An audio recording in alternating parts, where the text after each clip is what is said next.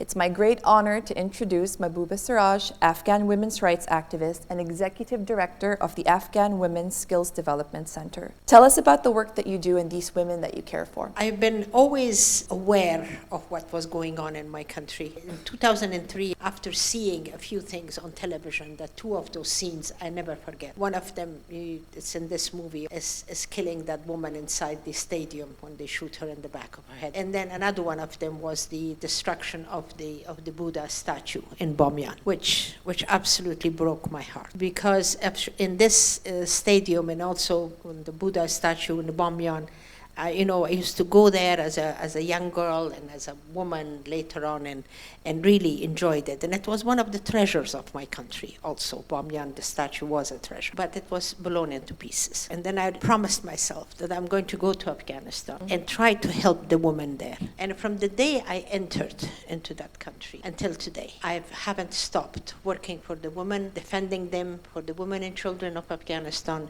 And then in 2021, when the Taliban came, and then they asked me whether I wanted to leave Afghanistan.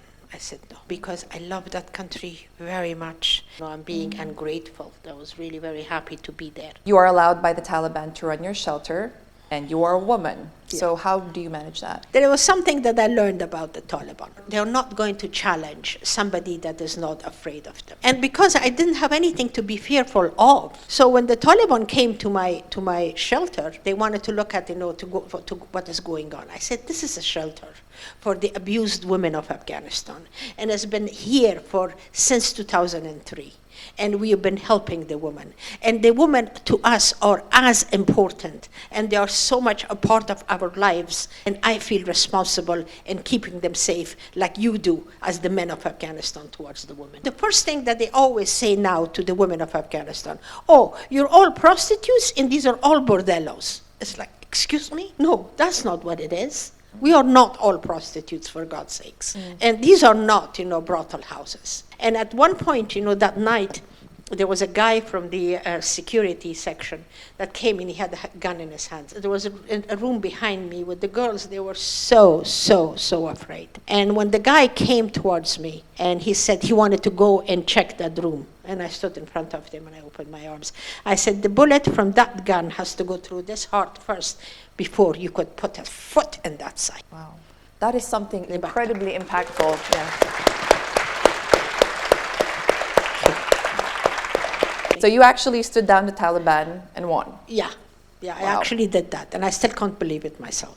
Do you have any concerns about the repercussions? Huge concerns. And I really don't know how they're going to react when I would really think of crossing that bridge when I come to it. Will it change how you're doing anything?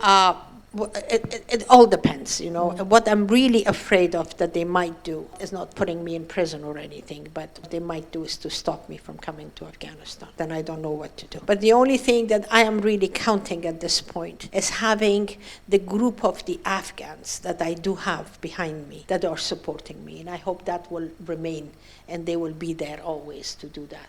Are you never afraid? No, I'm always afraid. As I said, I'm not a brave person. Well, I would beg to differ. But I have a certain belief in my heart that this is something that I have to do, and I'm going to do it, and I'm going to do it with the best of my capacity. That's an understatement, to say the least. I don't take myself seriously at all, but I take my responsibility seriously. What gives you hope in the future? The young generation. So to this room of talented and driven younger people, they're not all activists, but they all are trying to make an impact through their lives and their work.